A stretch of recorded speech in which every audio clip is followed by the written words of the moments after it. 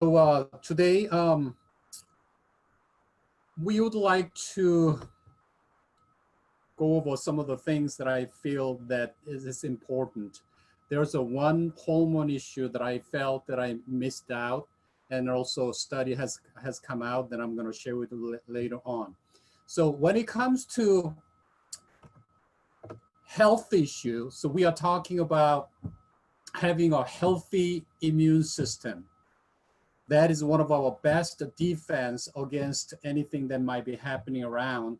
And then also we have talked about inflammation, oxidative stress are the kind of root cause of many diseases out there. So we addressed it with hydrogen water having a great potential to address these two issues. And also we talked about hormonal issue last week, or 2 weeks ago, in terms of the basic your cortisol, adrenaline hormones are in place for your immune system to be able to function better. Now we're going to talk about today insulin issue and then calorie restriction, how that plays to also feeding into some of this area of whether it's inflammation or oxidative stress. Very, very, very important that I learned a lot from Dr. Klatra, acting with him over the years, this area that we'll talk about. So in relationship to this area, we talked about Enterprime, Ion Thrive, and then also ENA Sciences, portion of it. And we're going to talk about portion of MPX 100. There's so much to cover, but I'll try to do as much as I can, and then whatever the leftover flow into next one. So to have a healthy lifestyle, we want to have all these areas well addressed, well balanced, put things in place. However, though, life is not like that all the time where we can do everything perfect. We are not living in a perfect world. So there are a number of stressors out trying to attack us. That is, when it comes to our physical health, infections like COVID-19, out of nowhere, it might be kind of, squeezing around us. There might be some malnutrition issue or toxins issue that we may be getting either from food or breathing or drinking. There are clothing that we wear, microplastic. There might be a lot of stressors that are coming at our direction when it comes to impacting our physical health. And then our mind, I share with you, impact stands for improving mental, physical, and spiritual strength, and an improving area of life. It affects any stressors, whether it's a physical, whether it's our mind, our spirit. When it comes to our mind, it could be stress, it could be financial hardship, or it could be relational issues.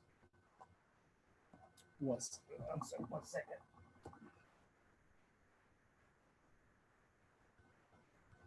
I'm trying to record myself here as well. 1 second, I'm sorry.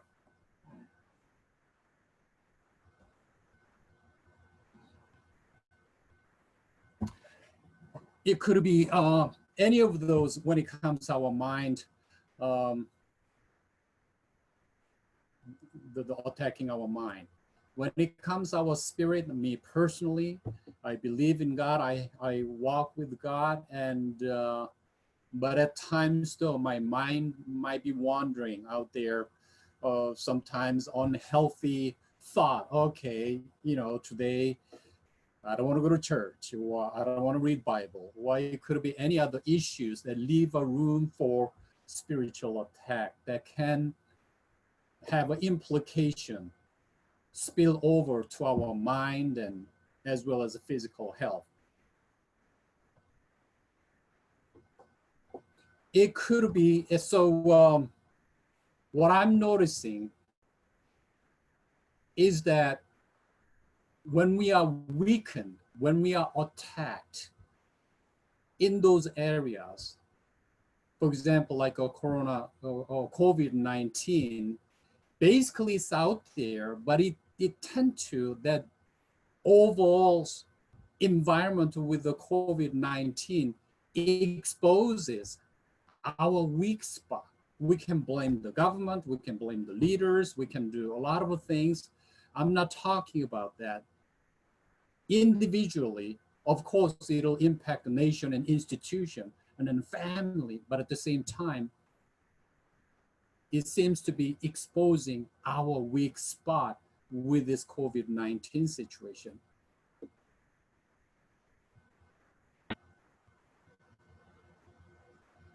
When it comes to our health, it could be our weakened immune system that we are not well prepared individually.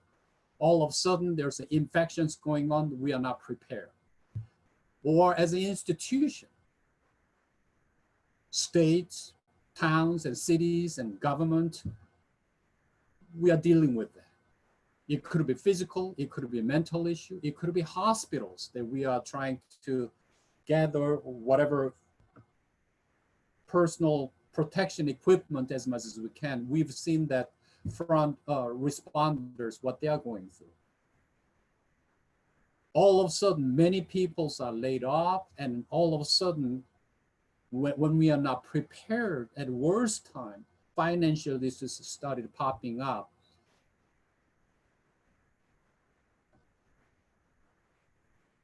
That brings incredible stress to our weakened spot.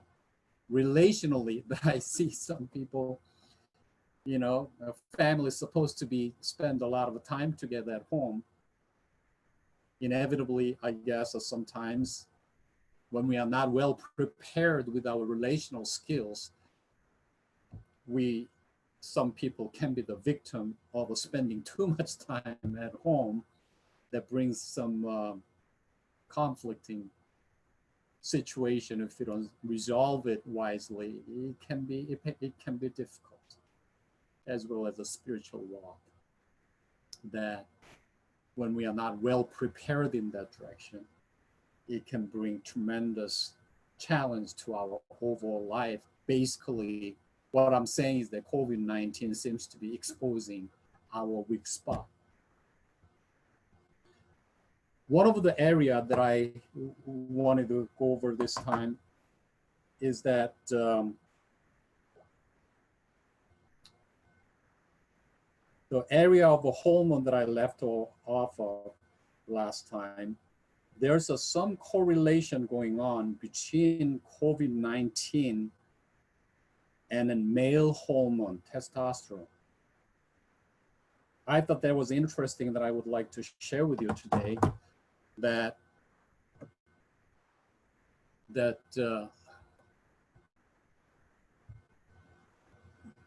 recent study at German hospital found men with a low level of testosterone are more likely to die from COVID-19.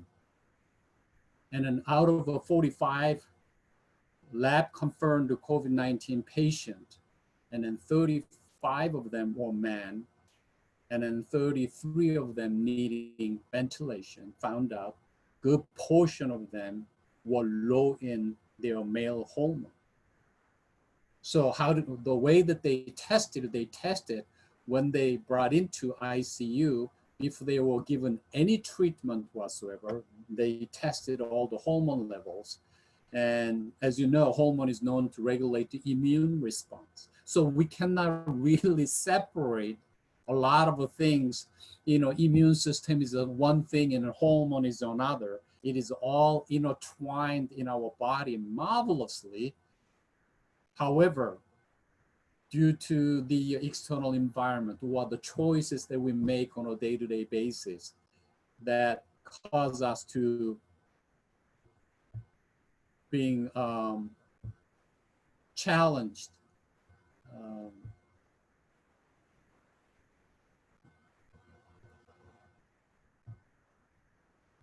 with our immune system, hormones and whatnot. So hormones supposed to regulate our immune system, as I said. Low levels of testosterone leads to the immune system not kept in check. You heard about it, cytokine that Carrie talked about it. When it's not kept in check, it can go haywire, so-called cytokine storm, just like a too much of activity happening without being well regulated and out of control. That can damage body organs, and eventually it can be really, really fatal. But interesting enough, for those people who have normal testosterone levels do not present cytokine storm, more likely to survive. How interesting is that?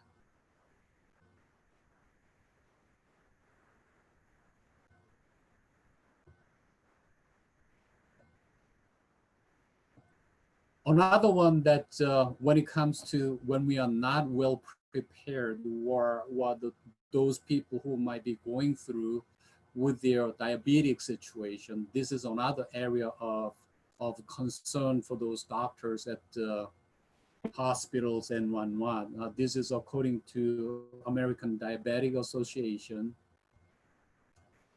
People with the diabetes are not likely to have, sorry about the misspell there,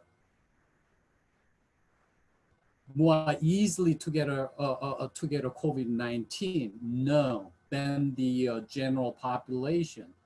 Everybody has an equal chance of being exposed to. The problem with the diabetic people face is that it's the problem of worst outcome.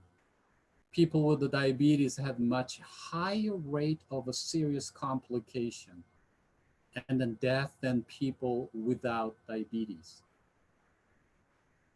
And then generally, the more health conditions someone has, for example, diabetes or heart disease, the higher their chance of getting serious complication, not getting COVID-19 rather easily, rather is getting serious complication from COVID-19.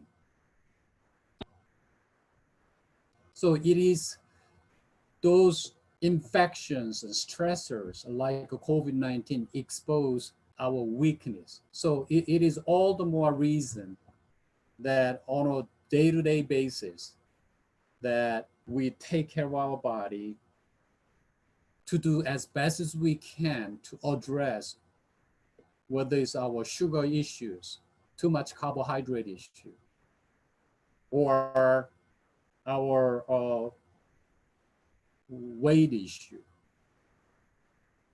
insulin issue, or not. Here's another study it just came out in April of 2020. Nature Review Endocrinology, April 2020, just came out that they are studying, I guess everybody's studying everything right now. In China, older age greater than equal to or greater than 65 years old, and the presence of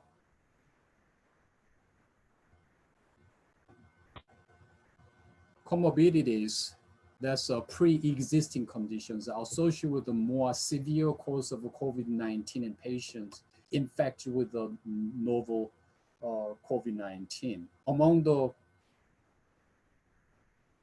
comorbid conditions, the highest fatality rate was found for cardiovascular people, 10.5%, and diabetes at 7.3%, followed by chronic respiratory disease 6.3%, and then hypertension 6%, and then cancer 5.6%.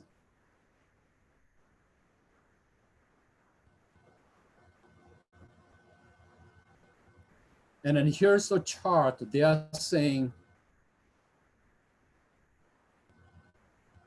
if you are over, I'm not sure where I put that. If you are over, this is a BMI chart. I think it's going to show somewhere. I'm not sure if I have that one. BMI, where is this extremely obese of a BMI index of, I think, over 40s, they are in a, really, really challenging area. Let me see if I can show you. Okay. Myself, okay, I'm going to go back briefly to the next slide.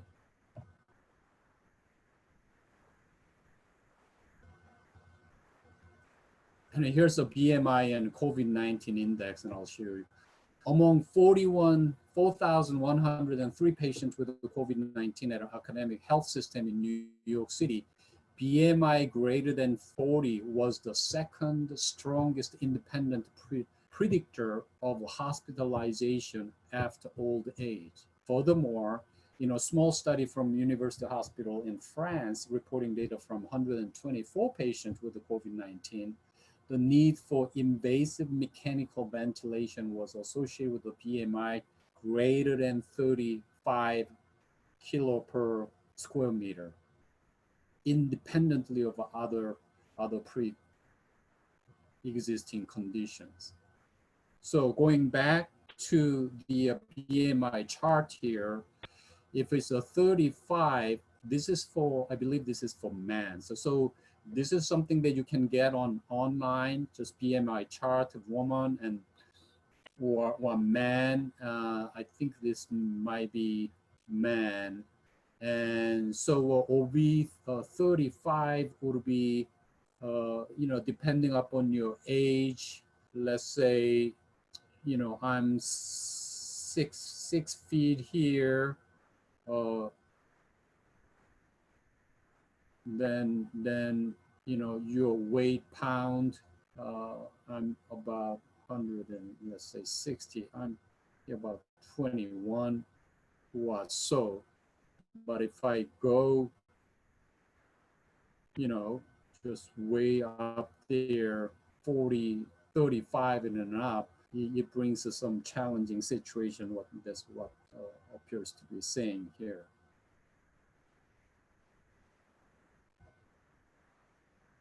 Yeah, between 40 and 35.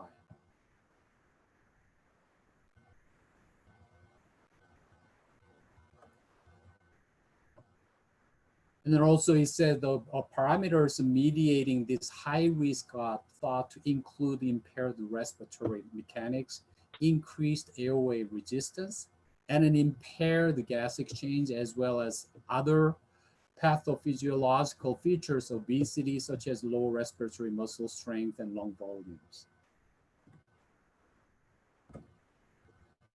Patients with obesity often have a respiratory dysfunction, which is characterized by alterations in respiratory mechanisms, increased airway resistance, impaired gas exchange, and low lung volume, and then muscle strength. These individuals are predisposed to hypoventilation-associated pneumonia,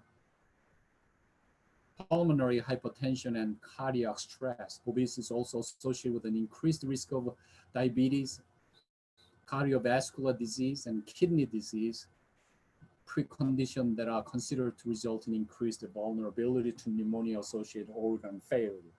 However, even in the absence of pre-existing comorbidities of obesity, the presence of hypertension, dyslipidemia, I don't know what that is, prediabetes and insulin resistance might predispose individuals to cardiovascular events and increase the susceptibility to infection, cardiac dysfunction, and impaired immune response. So as you can see, there are things that those people who might be a little bit, up there with the BMI index need to look into to take care of themselves a little bit more carefully with the COVID-19 going around. Here's another chart that kind of summarized. This is not my chart. I took that from the medical journal that with the obesity, it'll lead to respiratory dysfunction. There's a lot of sub condition that will bring it about. And then also, if you look at here, so insulin resistance, and then pre-diabetes and hypertension, and then all that diabetes here, cardiovascular, kidney, all lead to severe course of COVID-19. Interestingly enough, that I think it might have been at the time of when we are trying to bring it out, MPX 100, that I spent a great length of time with the Dr. Klatra, that in terms of insulin control or the insulin resistance issues people may have, how that can lead to number of other diseases.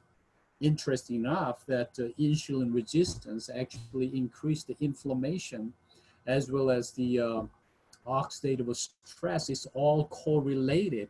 And that's when I felt really, really important to look into this insulin resistance issue, that we spend a great length of time with the doctor at the time, that I felt that it's important to bring it out MPX 100, because it can, I'm all about root cause of why this is happening.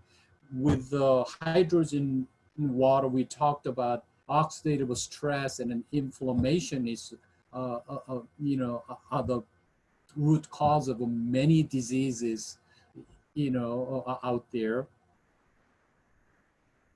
Obesity is one of the things that we need to really look into carefully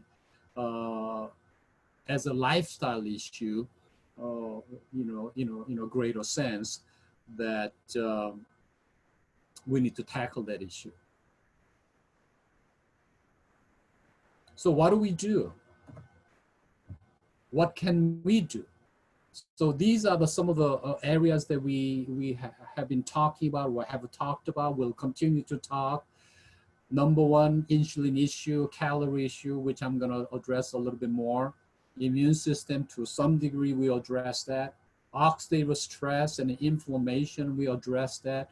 It's not exclusive to water. It is in terms of addressing this issue. It could be, endocrine or MPX 100. Inflammation-wise, our prostolon. There's all kind of common ground to address this issue. And when it comes to hormones, that ENA science address that. And then also, obviously, we cannot neglect our movement, some special resistance movement, whatever level that you can do at home. I myself, that, I used to go to gym, now I cannot go anymore. So I got a little tree in the bag and with the gazebo that I, do push-ups and, fill up my water big bottle and as a weight, and I, lift my body up, pulling again, against the tree, do whatever you can, so that I don't lose the a healthy routine that I have developed over the years. And then I think it's very important. Inevitably, I see it's so easy to, get to the refrigerator out of boredom, out of, I didn't want to break that good habit that I have built. So in terms of training our mind to do what's going to be really helpful when it comes to keep our good, healthy lifestyle, we have to train our body to move on a regular basis, train our mind, wills and emotion, which I categorize that as our soul part, so that our mind encourages our body to do what we need to do on a regular basis, and movement and exercise. And so training our mind to be strong, training our mind to be, trained in a healthy way to cause our body, command our body to do, exercise, eating healthy stuff and whatnot. Also training, your spirit to guide your soul. That I personally, when I have a strong spirit, which can kind of control my soul, that then, in turn this, control our body, healthy way. That here's something interesting, that we live in an extremely convenient society compared to way back then, that, me coming from really country setting way back then, there was no electricity, as you can imagine, in the countryside in Korea. There was no TV, no refrigerator. My parents actually dug a hole on the ground. There was a sort of a refrigerator. It may last maybe a few days, before something goes rotten. And we didn't have a refrigerator, a car, and a small radio. We didn't have any convenience store. They have to walk 4 miles to get to a reasonable store to buy something. Not every day. It was a market that opened every, 5 days kind of thing. So a lot of movement, a lot of efforts to prepare meals and then eat. When you look at our modern society compared to way back then, at least where I grew up, 50, 70 years ago, everything is extremely convenient. We may complain that we cannot buy, toilet paper and grocery, but still that I see, we go out there, there's a lot of stuff available. And when we have that modern engineering and technology advanced to make us extremely convenient, however, though, that convenience that causes us to, kind of stationary, not move around. And we don't have to try so hard to get food, because if you open up our refrigerator, there's something to eat, and TV's entertaining us, and we don't have to walk anywhere because there's a car, and the stores, 24 hours open. We can go anytime within 5 to 10 minutes away. Society has changed tremendously in some way, against the things that we need to do to stay healthy, which is we selectively eat, healthy food, and, being able to move around. I really believe that modern society for convenience, presented to us where we fully utilizing it, but at the same time, we have to give some thought how much of an impact on our health it might be causing at the same time. So this is something that I learned working with Dr. Klatra, that he's been obviously studying longevity, and especially insulin and calorie restriction. And that's what I would like to talk about. So I guess a number of scientists who are, really interested in longevity, with the baby boomers getting older, especially resveratrol, that, French wine that you heard about it. And role of a cell regulation known as sirtuins, which is the proteins that delay the aging process.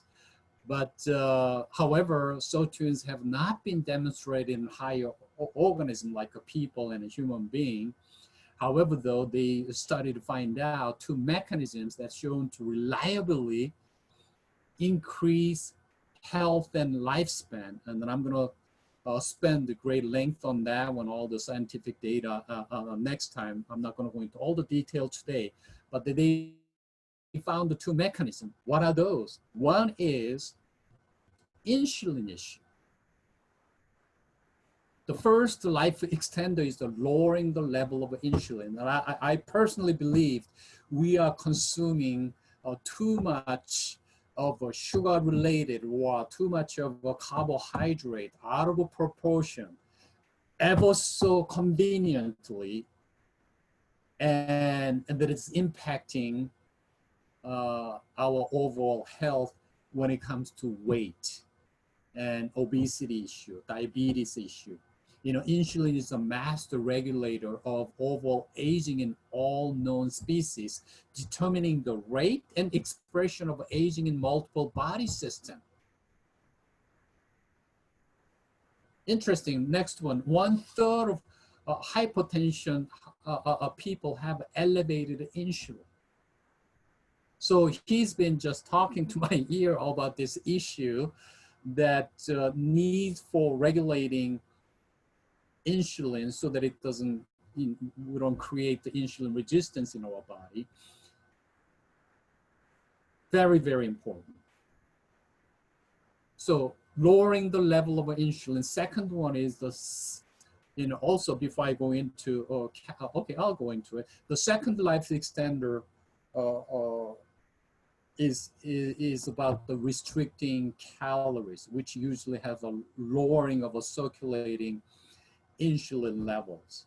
I personally believe that small meals is as healthier than, larger meal. And I personally, I'm going to show you what I do on a day-to-day basis. I don't do all the time. I bought this, some time ago. It basically measures BMI and also my fat level. And then also I have a scale. I know that there are some people don't measure yourself every day and whatnot, but I try to measure myself at least 2 times a week or sometimes more to be accountable within myself and whether wanting to create the good eating habit so that I don't eat too much. Not that I don't eat snacks and ice creams and here and there. Yes, I sometimes do like it too much. I overdo. And so when I measure myself on a regular basis, on a weekly basis, I kind of keep myself in check. I don't let myself do those things too much where I go out of control. And so even when I go to restaurant, Stella and I try to, when I order a meal at the restaurant, when we used to go out, to me, it's too much for one person to finish it all. And so many times we just get one and then share. And that's kind of, good amount. Even at home, my plate I'll measure 1/3 protein, 1/3, vegetables, and 1/3 carbohydrate. And I try to even reduce carbohydrate a little bit more, increase the vegetable, maybe up to even 40%. And because I would like to feel good. I would like to not increase inflammation and oxidative stress in my body. I would like to, not mess up my insulin. And so that's what I do. Because, again, going back to our lifestyle with the convenience of all this technological advance around our house, inevitably we can be, if you're not careful, can be the victim of the technology, advance and convenience of stores and whatnot. And so, a lot of aging, anti-aging researchers study all those, spots around the world, what they do, how they do, especially in Japan and Okinawa, they tend to eat small meals.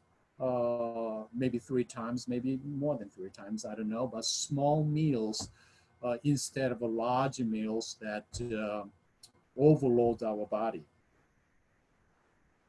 So again, going back to the, this is what, hold on, how come mine not, okay, here we go.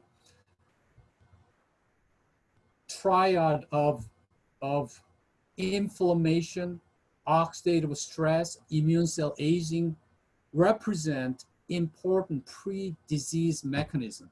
And Dr. Clark, he was really excited about, talking about why taking care of insulin because it has to do with the inflammation, oxidative stress.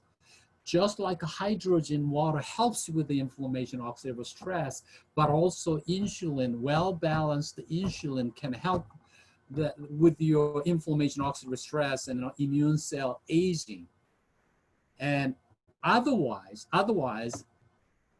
it can lead to obesity and oxidative stress, inflammation in your heart, in your brain, and then cells just like getting messed up, and can lead to, because oxidative stress and inflammation is again not taking care of your insulin in a correct way, that can cause root cause for many other diseases. One of them happens to be obesity, then they can lead to many other sub-diseases. Then when something like a COVID-19 comes around, expose our weak spot. It's powerful concept. I would like you to all know how serious, how important this is, because inflammation, oxidative stress, and then cell damage, all those are important. If not well taken care of, that's a pathway to many other diseases.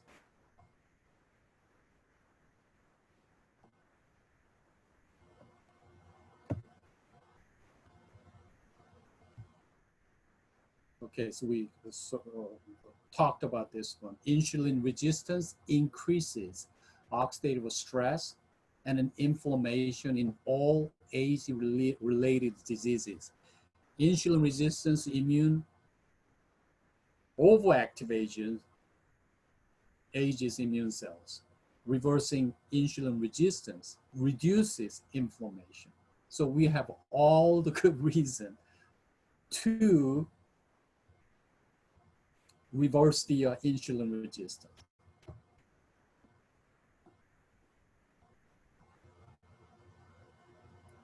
By now that you may have some idea that the very topics here we are talking about at this particular insulin issue, as well as a calorie restriction issue, you and I have to do what we need to on a daily basis with our eating habits. But also, we wanted to help impacts associate people around with the MPX 100, that very issue, insulin resistance, insulin issue, as well as a calorie restriction issue. That's why we have MPX 100. That I don't think we have a lot of time.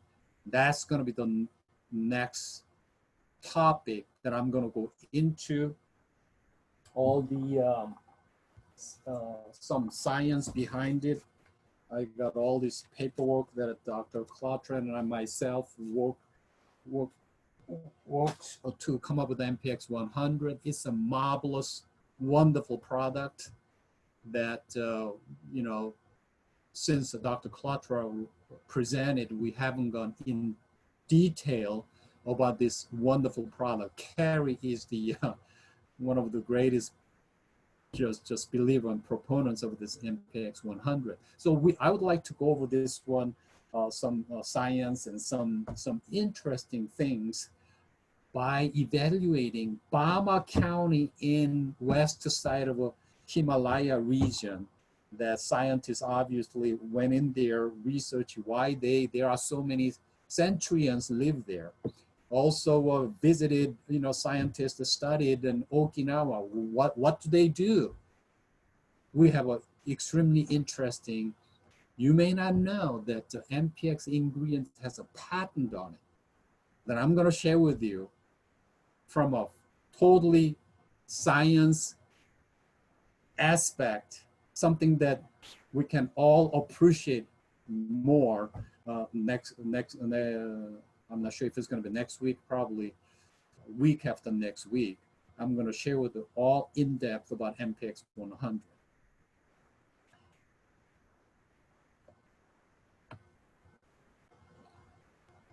Okay, so that's it. It takes time to change our, in summary, in closing, it takes one day at a time with the effort to change our habit. And it takes time. Don't be too, strict on yourself where you lose some fun in the process. If you want to change your habit of eating, habit of exercise, habit of taking Impact's wonderful product, just one day at a time, one thing at a time, and develop their healthy routines and habit. That's really, really important. In just growing up, I was malnourished. Running was just one of the last thing that I wanted to do because I was weak. Um, Grown up, I was 27, let's say 27 to 30 years old. I only weighed like a 60, 60 pounds, 120 kilos, whatnot. Very, very skinny guy. And then so running was the last thing. But I did it one day at a time. I committed to myself, I'm going to run just 3 days. I'm going to pat myself after finishing 3 days and congratulate myself. That running habits kind of served me for many, many, many years, over 20 years. And then one thing after another. And then once I gained some strength with the enterprise and, good nutrition, I started going to gym, and it's hard, and I understand that. Movement is hard. This is against the gravity. But started going to gym, that I developed a good healthy habit. Just one thing at a time. I think in terms of the having a good muscle tone, muscle strength with our body, proper weight, it takes not only good nutrition, but also good sleep. This is where our hormone issue comes in. You need to have a good, sound sleep, good nutrition, some movement, being able to manage stress better. That has to do with the adaptogen as well as the hormone. So again, I would like to encourage you to I don't know how many of you are new today.